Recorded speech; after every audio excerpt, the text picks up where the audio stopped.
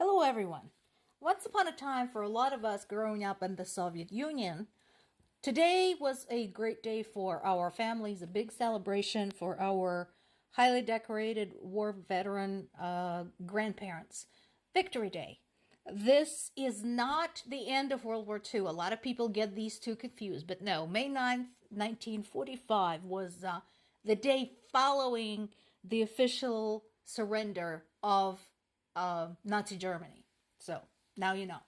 And of course, it wasn't just the Soviets who won the war, even though the Soviets did bear the brunt of losses. But the Allies were there, the resistance, the all of the underground work, etc. The Brits certainly took a pounding. So as of right now, the holiday basically got usurped by Russia. And they're using it as a propaganda tool, yet another propaganda tool, to defend their invasion of Ukraine. So they demonstrate their weapons, they walk around with Soviet flags, they play the Soviet anthem, blah, blah, blah, blah, blah, so on and so forth. And so for those of us who have at least some good memories of this day, all we can do is just sit back and shake our heads. Of course, their message is, we will not allow anyone to threaten us. And I want to tell them, guys, you are a country where a significant portion of the population has no running water or indoor plumbing. You are a country where you have towns, multiple towns, with major points of interest that are made out of shit. I wish I was joking. You have shit sculptures, you have fecal stalagmites, you have fecal skating rings. Your country is a dump run by an asshole. Nobody wants it. But of course, they still insist that, they're being threatened, that somebody wants to take fecal stalagmites away from them.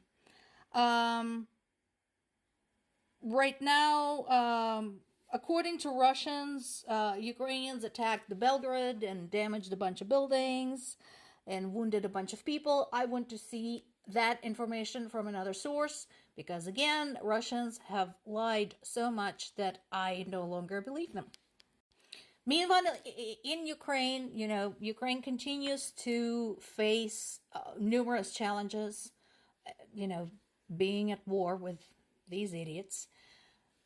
And one of the challenges is an internal one. There have been a lot of draft dodgers and unfortunately a lot of traitors in the Ukrainian military, which is, to me, it's incomprehensible, to be honest with you. But anyway, there's a new bill out cracking down on draft dodging. So we'll see what comes of that. And Zelensky is once again shaking up his government, replaces the special operations chief for the second time in 6 months. This comes shortly after Deputy Prime Minister and Agriculture Minister having been dismissed. I don't know what he's doing. This may or may not have something to do with the assassination plot that has been recently uncovered. It's honestly hard to tell.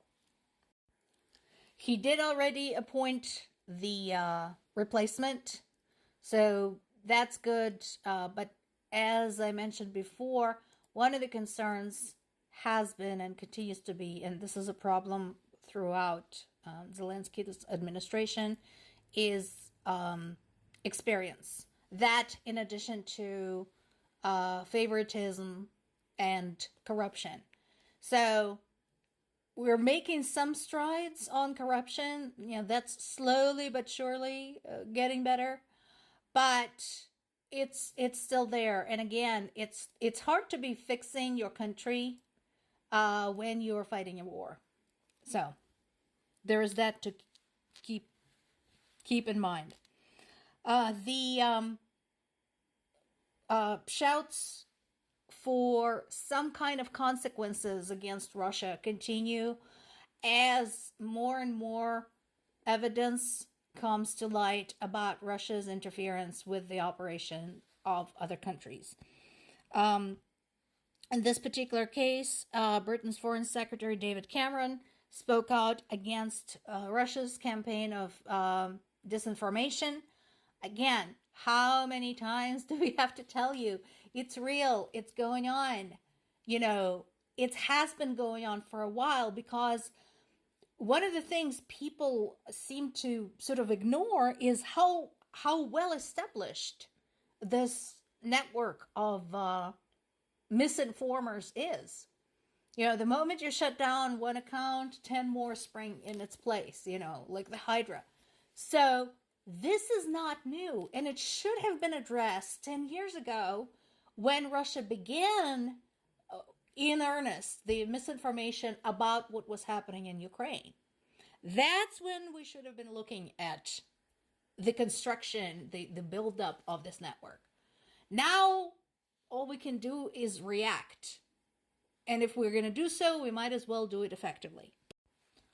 On the somewhat positive side of things,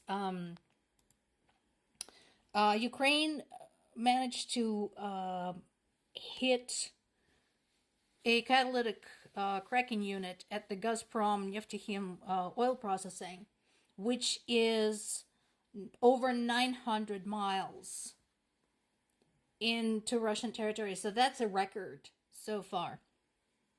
And again, notice the precision. At that distance, we managed to send something in and it hit what it's supposed to have hit.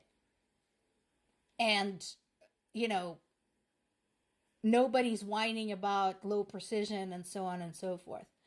So, once again, I think it's a good strategy. It's getting people jumpy, because considering the sheer distance these drones are crossing, I think it's a good plan to basically send them a message to say, we can be anywhere. We can be 20 miles from you. We can be 200 miles from you. We can be 1,000 miles from you. We've done it. No big deal. We can be anywhere.